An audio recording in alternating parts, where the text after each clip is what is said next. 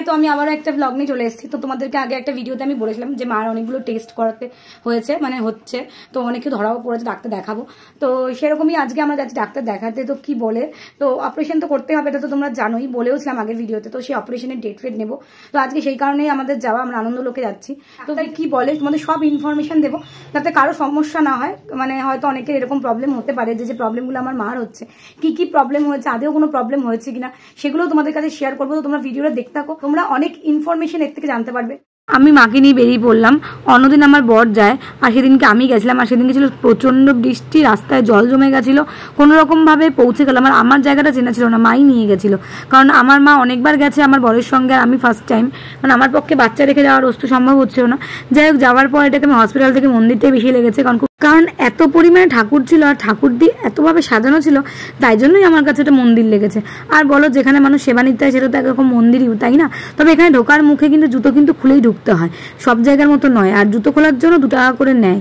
তো আমরা 2 টাকা করে দিইনি, আমরা একটা জায়গায় অন্য জায়গায় রেখেছিলাম, যেখানে কোনো টাকা লাগে না সেরকম জায়গায়।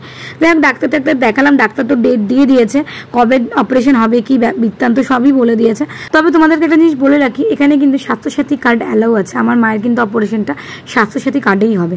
যাই না, আমার অনেকটা টাইম চলে গেছিলো। তারপর যখন বেরোলাম, ঝিরঝি করে বৃষ্টি তো পড়ছিল, কিন্তু চারিদিকে জল জমে গেছিলো।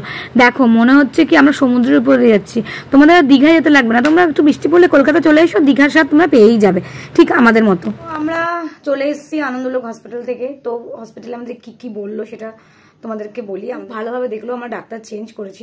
আগে যেনাকে দেখাচ্ছিলাম সেই ডাক্তার দেখাচ্ছে না, এখন আমরা অন্য একটা ডাক্তার দেখাচ্ছি আনন্দলোকে। তো সত্যি খুব ভালো ব্যবহার এবং কথাবার্তা শুনে খুবই ভালো লাগলো। তো আমার মাকে ডেট দিয়ে দিয়েছে, তো উনি সামনে অপারেশন হবে। তোমাদেরকে একটা জিনিস বলি, তোমরা কিভাবে ডিটেক্ট করবে তোমাদের গল ব্লাডারে স্টোন হয়েছে। আমার মার ক্ষেত্রে কিন্তু ওরকম কোনো বমি ব্যথা কিছু ছিল না। যা খাচ্ছ তাতেই বমি হয়ে যাচ্ছে, কোনো কিছু সহ্য হচ্ছে না, এই ব্যাপারটা আমার মায়ের ছিল না। কিভাবে ধরা পড়লো? তো আমার মা শুধু অ্যাসিডিটি হতো, খুবই অ্যাসিডিটি হতো। তো ডাক্তারকে বলছে যে আমার একটু খেলে অ্যাসিডিটি হয়ে যাচ্ছে, এমন নয় যে খুব বেশি, তাও নয়, মাঝে মাঝে হচ্ছে। তো ডাক্তার বলল তাহলে একটা কাজ করুন, আপনি একটু চেক করে নিন, আপনাকে আল্ট্রাসাউন্ড লিখে দিচ্ছি। সঙ্গে সঙ্গে আল্ট্রাসাউন্ড করলো, পুরো পেটের আল্ট্রাসাউন্ড। তাতে অনেকগুলো জিনিস ধরা পড়লো হচ্ছে, এক হচ্ছে গল ব্লাডার স্টোন, কিডনিতে সিস্ট, আর 2টো হার্নিয়া। বা 2টো হার্নিয়া নিয়েও একটু গন্ডগোল আছে। কি করে বলি, আমরা প্রথমে যখন আমরা রিপোর্ট করি সেখানে শুধু এসছে হচ্ছে গল ব্লাডার স্টোন, না সিস্ট না হার্নিয়া, কিচ্ছু আসেনি। তো আমরা একটা রিপোর্টের উপর ভরসা করেছিলাম না, তো এই জন্য বললাম যে আরেকটা রিপোর্ট করি। তাই জন্য আমরা আরেকটা রিপোর্ট করেছিলাম। তো সেখানে এসছে সিস্ট, স্টোন, হার্নিয়া, 3টে জিনিস এসছে। তো 3টে জিনিস আসাতে আমরা তো অবাক, একটাতে আসেনি, আরেকটা জায়গায় এতগুলো এলো, কি ব্যাপার, কোনো ভুল ভ্রান্তি হলো কিনা। তারপরে সেখানে যাই, আমরা বলি যে এই রিপোর্টে এই এসছে, ওই রিপোর্টে ওই এসছে, আপনাদের কেন এরকম হলো? তো তখন তারা নিজেদের ফল্ট তো বলেইনি। তো তারা বললো আসুন আমরা আরেকবার করে দিচ্ছি, কিন্তু আমরা আর যাইনি। তো আমরা আরেকটা জায়গায় গেছি, মানে 3বার আমরা টেস্ট করিয়েছি, সেখানেও হার্নিয়া আসেনি, কিন্তু আরো 2টো জিনিস এসছে। মানে ওই সিস্ট এসছে আর স্টোন একদম কমন, সব জায়গাতেই এসেছে। তো ভাবলাম যে ব্যাপারটা কি হচ্ছে, হার্নিয়ার যে কেসটা, এটা কি ব্যাপার, আদতেও কি আছে কি নেই। তো তারপরে সেইখানেই আবার, মানে 3য়বার যেখানে করি সেখানেই আবার বললাম যে আমরা না হার্নিয়াটা করতে চাই, কারণ আপনাদের রিপোর্টে হার্নিয়া আসেনি, আর রিপোর্টে হার্নিয়া এসছে। তো তখন তারা বললো তাহলে একটা কাজ করুন, আপনারা আরেকটা টেস্ট করুন। হার্নিয়া টেস্টটা করলাম, তারপর উনি ফ্রিতে আমাদের সিটি স্ক্যানটাও করে দিয়েছে। রিপোর্টটা দেয়নি, কিন্তু উনি যে স্যাঙ্গুইন হলো, যে আগে যার কাছ থেকে রিপোর্ট করেছিলাম সেই রিপোর্টের সঙ্গে ওনাদের পার্থক্য আছে কিনা।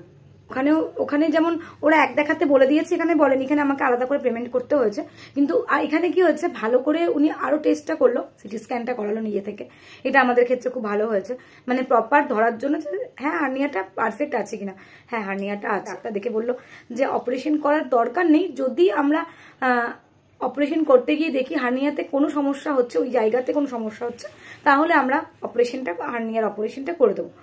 তো এগুলো বললো। মায়ের ক্ষেত্রে এখন গল ব্লাডার স্টোনটা অপারেশন হবে, সেক্ষেত্রে যদি কোনো প্রয়োজন পড়ে তাহলে হার্নিয়াটা হবে না, আদারওয়াইজ হবে না, যেরকম আছে সেরকমই থাকবে। তো এই আসলাম। তো তোমরা খুবই সাবধানে থাকবে। তোমাকে লুকোচুরি খেলছে, যে ওর মানি লুকিয়েছে, কোথায় লুকিয়েছে দেখো, ঘরে খোঁজো, ঘরে খোঁজো।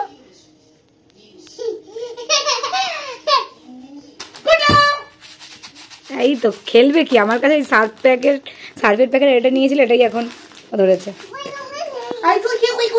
দুপুরে আজকে আমাদের তেমন ভাবে কিছু খাওয়া হয়নি, শুধু সকালবেলা, মানে সকালবেলা তো আমরা ফেনা ভাত খেয়ে চলে গেছিলাম, আর দুপুরবেলা খুব খিদে পেয়েছিল, তাই ওখান থেকে আমরা একটু ওই ডিম পাউরুটি টোস্ট কিনে খেয়েছিলাম। তো এখন রাত্রিবেলা বললো যেহেতু আজ সারাদিন ধরে বৃষ্টি পড়েছে, তো বৃষ্টি হলেই খিচুড়ি যেন খেতে ইচ্ছে করে। আর বৃষ্টি কিন্তু খিচুড়িটা একদম অতপ্রত জড়িত, বৃষ্টি হলেই খিচুড়ি, মানে অনেকের বাড়িতেই হয়, তো আমার বাড়িতেও হয়, আমার তো খুব ভালো লাগে। তো আজকে ঠিক করলাম রাত্রিবেলা আমরা খিচুড়িই খাবো। আগেও একদিন বৃষ্টিতে খেয়েছিলাম, তো আজকেও খাবো। তো সেই মতো রান্নাবান্না চল, মানুর মা খুবই হেল্প করে দিচ্ছে, সব কিছুতে হেল্প করেছে। আর খিচুড়িটা আমিই রান্না করবো, আর তার সঙ্গে বড়া ভাজা। আর সকালবেলা যেহেতু বাঁধাকপির তরকারি হয়েছিল, আর বাঁধাকপির তরকারি দিয়ে আমার খিচুড়ি খুব ভালো লাগে। খিচুড়িটা কিন্তু কালারটা হেভি হয়েছে, খুব সুন্দর। তবে খেয়ে সবাই বলবে কতটা ভালো হয়েছে। আগে আমি রিকাকেই টেস্ট করাবো। রিকা খাওয়া শুরু করে দিয়েছে। শুক্লা দি কি আর বসে খাচ্ছে দেখো। দিদি লাগলে বলো। এই কুটু, তুই ভাত খেয়েছিস? তুই ভাত খেয়েছো? সবাই কিন্তু খিচুড়ি খেয়ে খুব ভালো বলেছে, সত্যি বলছে খিচুড়িটা কিন্তু অসাধারণ হয়েছিল। আর আমি খিচুড়ি কিন্তু খুব ভালো রান্না করি, তোমরা না খেলে বুঝবে কি করে বলো, একদিন এসে খেতে হবে। যাই হোক, ভিডিওটা আমি এখানেই শেষ করছি। ভিডিওটা ভালো লাগলে লাইক করো, শেয়ার করো, কমেন্ট করো, আর আমার চ্যানেলটাকে অবশ্যই সাবস্ক্রাইব করো। তাহলে আজকের মতো আসি, টাটা।